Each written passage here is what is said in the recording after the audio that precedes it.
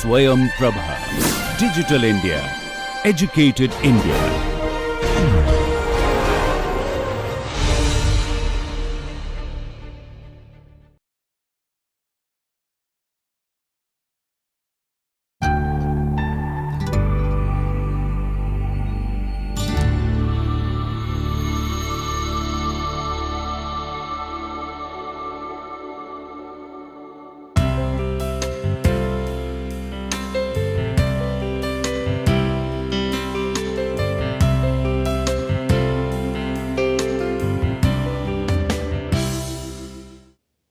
Hi everyone, welcome to lecture number 21, the 8th lecture on labor market equilibrium. In our last lecture, we discussed about monopsonistic labor market. We discussed about the characteristics of monopsonistic labor market. We discussed about the hiring decision of a perfectly discriminating monopsonist. We also discussed about the characteristics of a non-discriminating monopsonist, and also we discussed about the hiring decision of non-discriminating monopsonist and the impact of minimum wage on hiring decision of monopsonist. In this lecture, we are going to discuss about the characteristics of a non-competitive labor market in the case of monopoly. Like we discussed in the monopsonist case, a monopsonist hiring decision influences the wage because the supply curve for the labor is upward sloping. The more workers hired by a monopsony, the higher the wage that the firm will pay to the workers. So, now we will consider hiring decision in the firms that influence the price of the output they sell. So, they are having the monopoly power in the product market. In monopsonist case, we discussed about the monopoly power in the hiring the labor in the factor market. So, the simplest example of such market structure is monopoly, where there is only one seller is there in the product market and they can set the price in the product market. However, they find competitive environment in the while hiring the factors of production while hiring the labor market. So, before getting into the hiring decisions of the monopoly in the factor market, let us discuss about the properties of the monopoly, what are the features of monopoly. As I said, there is a single seller or the single producer. The monopoly enjoys the power of being a single seller in the product market. So, in a monopoly, there is only one seller or producer that dominates the entire market, the entire product market. This firm controls the supply of goods and services it produces and has significant market power. Further, the key feature of the monopoly is the unique product or services. Monopoly provides some unique services or unique product features, so that no one can come close to find some substitute in the product market. So, consumers have no alternative options if they want to purchase that specific goods and services. Therefore, because of this uniqueness, product differentiation, certain specific features about the product create some monopoly in the product market. Then another feature is barriers to entry. Unlike competitive market, there is a free entry and free exit to the market. In case of monopoly, there are certain barriers to enter into the market, and monopolies maintain their market dominance through these barriers to entry, which prevents significantly hinder for the new firms from entering the market and competing with this existing monopoly. So, these barriers can include legal restrictions, economies of scale, control over essential resources or technology. Sometimes it is patent which leads to monopoly, and sometimes it is high initial investment which are required to create certain business houses. So, these are because of these reasons the monopoly exists in the product market. Another feature is that being a single seller, having some uniqueness about the product and creating some barrier to the entry, The monopoly is the price setter, he sets the price, he is the price maker. So, as the sole seller in the market, a monopoly has the power to set the prices for its products or services. Unlike in competitive market where the prices are determined by the demand and supply forces at the market, in case of monopoly, he can set the prices to maximize its profit, and often it leads to higher price compared to a competitive market. Further, being a price setter in the market, monopoly enjoys some market power, and this market power is quite significantly high in case of a monopoly. So, monopolies possess significant market power, which means they can influence the market outcomes. They can influence the market outcomes in terms of price, in terms of output, and without facing any significant competition. So, this market power allows monopolies to earn economic profits in the long run. Another feature is non-price competition. Non-price competition is that while monopolies have control over prices, they may also engage in non-price competition to maintain their market dominance. This can also include like advertising, product differentiation, other strategies that aim at creating brand loyalty and reducing the appeal of potential substitutes. So, they are the price setter, they have complete dominance over the price. This complete dominance over price may also lead to some non-price competition. Another feature is that there are limited consumer choices. So, due to lack of competition, consumers in a monopoly market have limited choices and may face higher prices and low quality compared to what they might have experienced in a competitive market with multiple sellers. So, these are the features of monopoly market, and overall monopolies represent a market structure which is characterized by a single dominant firm with significant market power, which can lead to less efficient outcomes, reduce customers' welfare, and potential concern about the fairness and equity in the economy. Therefore, the governments often regulate monopolies to prevent abuse of this market power and protect consumers' interests. Now, let us try to understand having these features how the price and the output is decided by the monopolist. If you look at the monopoly being a price setter, he can set the price. So, to expand his production, to expand his sales, he can lower the price. Now, when he is lowering the price, he has to lower the price for all the consumers available in the market. In that case, we find a demand and supply relationship, the price and the quantity demanded, they are having an inverse relationship.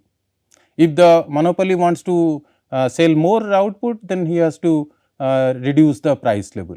So, we can write the demand function for a monopoly like P equals to A minus BQ. So, output and price, they are having a negative relationship.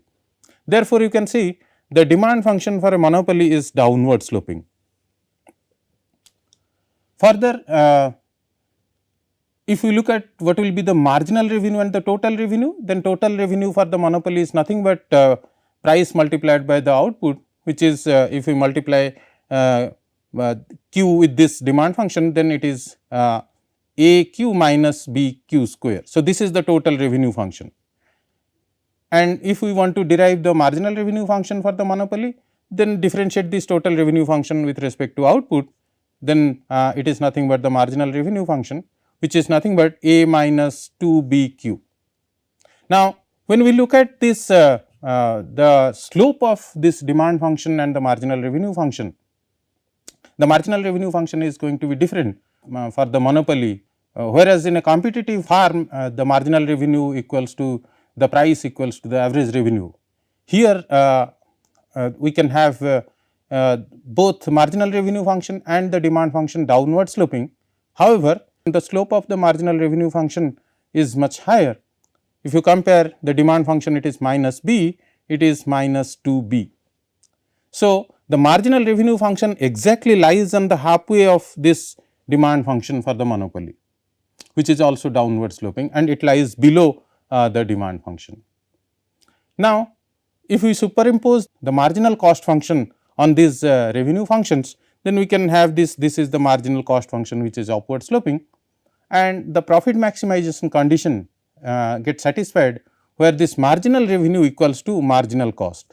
Irrespective of any market structure, then first order profit maximizing condition is nothing but the marginal revenue equals to marginal cost, and the second order condition is that the marginal cost must intersect the marginal revenue from below. So, in that case we can find that the monopoly farm is going to have the equilibrium, the profit maximizing condition gets satisfied at point A, where this marginal cost equals to the marginal revenue. Now, corresponding to this profit maximizing point, the farm is going to produce QM amount of output and going to charge the price PM. So, had it been a situation in a perfectly competitive market, then it would have been the marginal revenue equals to the marginal cost. In a perfectly competitive market, then it is equals to the demand function, then it should be at point B in a perfectly competitive market, and the perfectly competitive market, the profit maximization condition gets satisfied at point B. So, corresponding to that point B, the perfectly competitive market would have produced Q star level of output and would have been the price level P star. Now, when we compare the output and price with the monopoly and perfectly competitive market, we can see that the monopoly is charging a high price PM, producing a low amount of output QM as compared to the price which should have been charged as a P star in a competitive market, and Q star should be the level of output. So, in monopoly they are producing less output, they are charging high price. So, in this comparison we can see that there is some kind of a dead weight loss happens to the economy and the inefficient allocation of resources which happens to the economy. Now, we can derive the implications of monopoly power in the output market for the farm's labor demand curve and hiring decision. So, a monopolist, like any other profit maximizing farm, hires up to the point where the contribution of the last worker hired equals to the cost of the hiring, which means the marginal revenue must be equals to the marginal cost. So, for a monopolist, the additional revenue from hiring an extra person equals the worker's marginal product multiplied by the marginal revenue received by the last unit of output sold. So, this variable is called the marginal revenue product of labor, and the marginal revenue product of labor is less than the value of marginal product of labor for monopolist, because the marginal revenue from selling the last unit of output is less than the price of the output. So, you can see the monopolist they have the monopoly power in the product market, but they face a competitive environment while hiring the factor inputs like labor. So, the wage is decided by the market and they have to accept the wage rate. So, with the going wage rate W, the farm is going to hire EM amount of workers, because this marginal revenue product of labor equals to the marginal cost. Now, this is the value of marginal product of labor, this is derived from the demand function, this is the marginal revenue for the labor which is derived from the marginal revenue function. And you can see, had it been a situation perfectly competitive farm, then the farm would have been hired the workers up to their value of marginal product of labor, and they should have higher E star amount of workers. Now, in a monopolist structure, the farm is going to hire where the marginal revenue product of labor equals to the wage rate. Now, any point before this point A, now if you compare this, the marginal revenue from the labor is higher than the marginal cost. So, by hiring one more worker, the farm would have increased its profit. So, therefore, the farm will keep on hiring up to point A or hiring up to EM amount of worker. Now, any point after this point A, we can see that the farm is going to pay W the wage rate, the marginal cost. However, the marginal revenue, physical revenue from the labor is received by the farm is less than the marginal cost what the farm is going to pay. So, it is the point where this marginal revenue product of labor equals to the wage rate, that is the reference point where a monopolist farm hires the worker. And when we compare with the perfectly competitive farm, definitely it is hiring less workers as compared perfectly competitive farm. There is some evidence suggesting that monopolists such as some utility companies and other farms that can influence the price, such as farms in the industries where the production is highly concentrated in small number of farms, or there is some kind of oligopoly is there. So, in those cases they pay higher wages as compared to the competitive wage rate. But do monopolies pay higher wages? Then the economists have long suspected that product market monopolies pay wages that are higher than what competitive market would pay. Monopolies are often regulated by government to prevent them from exploiting their status and earning monopoly profits, but they are allowed to pass on along to these consumers the increased cost. So, sometimes it happens that these monopolies they pass on this increasing cost to the consumers. Therefore, while unable to maximize profit, the managers of a monopoly can enhance their utility by paying higher wages and passing the cost along to the consumers in the form of higher price. This can happen. So, the ability to pay high wages makes a manager's life more pleasant by making it possible to hire people who might be more attractive or personable or have other characteristics managers they find desirable. So, the evidence on the monopoly ways however is not very clear as yet. Some studies suggest that farms in industries with relative new sellers do pay higher wages than the competitive farm for the workers with the same education and experience. There are some other studies on this regulated monopolies. There is some mixed result that whether the wage tends to be higher for comparable workers in these industries.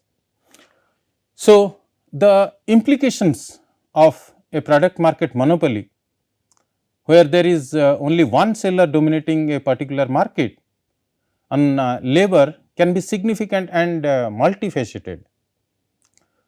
We can conclude that there is some employment effect. In a product market monopoly, the monopolists have considerable market power which allow them to influence the employment level in related industries.